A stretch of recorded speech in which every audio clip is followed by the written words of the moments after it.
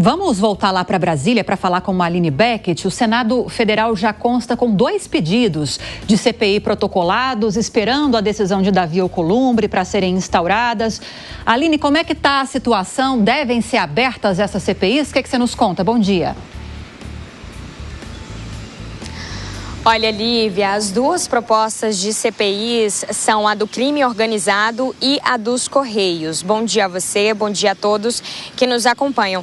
Bom, exatamente como você disse, essas 2 CPIs, esses 2 pedidos de instalação, eles já têm assinaturas suficientes para serem instalados e aí basta agora uma decisão do presidente do Senado Federal, Davi Alcolumbre. A do crime organizado foi solicitada pelo senador Alessandro Vieira, do MDB de Sergipe, com o objetivo de investigar as facções criminosas e milícias também. Ela conta com cerca de 27 assinaturas.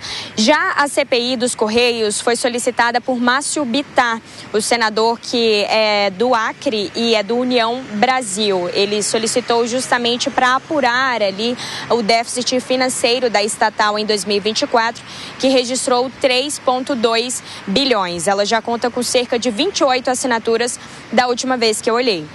Atualmente, o Senado Federal conta com 2 CPIs aí em andamento, em tramitação ainda, uma prevista para encerrar hoje com a votação do relatório final e elas são voltadas para apostas esportivas, né? Eles já contam com essas 2 CPIs. Diferente da Câmara, o Senado não estipula um teto, um limite de CPIs que devem estar em tramitação. A Câmara já tem esse limite de 5 CPIs que são permitidas aí em tramitação durante um tempo.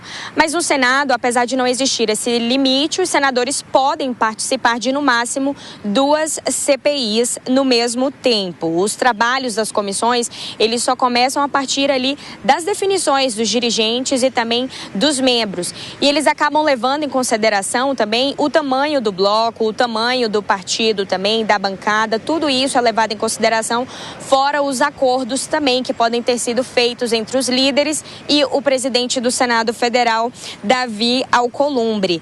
O tamanho da bancada, ela serve como critério e as maiores siglas e blocos, geralmente, ficam ali com as maiores comissões. As maiores comissões da Casa, com 27 membros, é a CCJ, a Comissão de Constituição e Justiça e a Comissão de Assuntos Econômicos. E aí, os partidos ou ficam com essas 2 comissões ou então eles entram em um acordo para conseguir o maior número de presidências aí nessas comissões da Casa.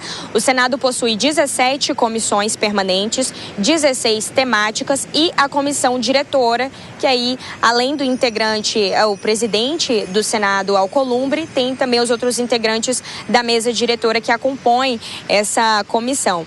No caso da CPI, é uma comissão temporária, mas também precisa aí da definição desses membros. As outras comissões, o primeiro passo é os líderes partidários indicarem ali os presidentes para compor essas comissões. Na semana passada houve reunião de líderes e os líderes já apresentaram aí alguns senadores para essas presidências. Agora falta, de fato, a definição do restante dos membros das comissões. E aí, a CPI, para ser instalada, ela precisa também da definição desses membros. Agora, a gente parte aí da expectativa de que Davi Alcolumbre cabe a ele decidir se ele vai querer ou não instalar essas CPIs. Ele vai precisar ler o requerimento em plenário e logo após publicar no Diário Oficial do Senado Federal. A expectativa, segundo a apresentação desses 2 pedidos de instalação feitos pelos senadores, é de que isso ocorra nos próximos dias. Eu volto com você, Lívia. Vamos acompanhar. Muito obrigada pelas informações, Aline Beckett. Bom trabalho para você em Brasília. Até já.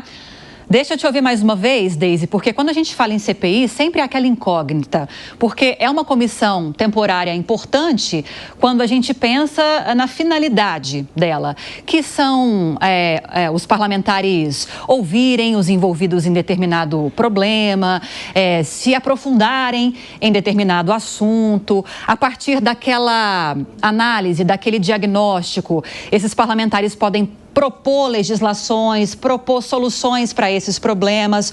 Esse é o viés positivo de uma CPI. Mas muitas vezes elas são usadas com o mero intuito de politização vazia, sem um efeito prático, simplesmente para que esses parlamentares tenham visibilidade, ganhem notoriedade. E aí a gente fica preocupado, né? Como é que serão essas duas CPIs que podem ser instaladas nos próximos dias? Pois é, Lívia, você sabe que eu estudo as CPIs, né, academicamente, e a gente percebe que houve um esvaziamento delas ao longo dos anos, né? Eu acho que a maioria de nós, os mais velhos, lembram da CPI dos anões do orçamento, né, que acabaram fazendo com que houvesse a cassação de vários parlamentares, né, e ao longo dos anos elas se transformaram cada vez mais num palco de disputas políticas do que num instrumento efetivo de investigação. Elas foram perdendo a força. Então, os parlamentares têm utilizado as CPIs mais para gerar narrativas que favorecem as bases eleitorais, enquanto o governo e a base aliada sempre atuam para minimizar os impactos das investigações ou para barrar antes que avancem, né? Então, ainda com o crescimento da polarização aqui no Brasil, isso é um fenômeno que a gente observou agora há pouco tempo, as CPIs, elas são frequentemente convocadas como uma manobra para desgastar os adversários políticos, o que faz com que muitas investigações, elas percam a credibilidade, principalmente em relação à opinião pública, né? Por isso que a gente tem essa descrença hoje em relação às CPIs ou quando anunciam que vem uma CPI nova, né? Então, os trabalhos das comissões, em vez de focarem na obtenção de provas concretas e na responsabilização dos envolvidos, eles acabam sendo direcionados para criar discursos que favorecem determinados grupos políticos. Então, a ausência de consequências concretas, ela reduz o impacto real, reduz o poder das investigações e reforça a percepção de que elas são apenas um espetáculo político. Então, é lamentável que tenha chegado a esse ponto, mas eu não acredito na criação de mais CPIs para efetivamente investigar alguma coisa, se tornar um palco midiático.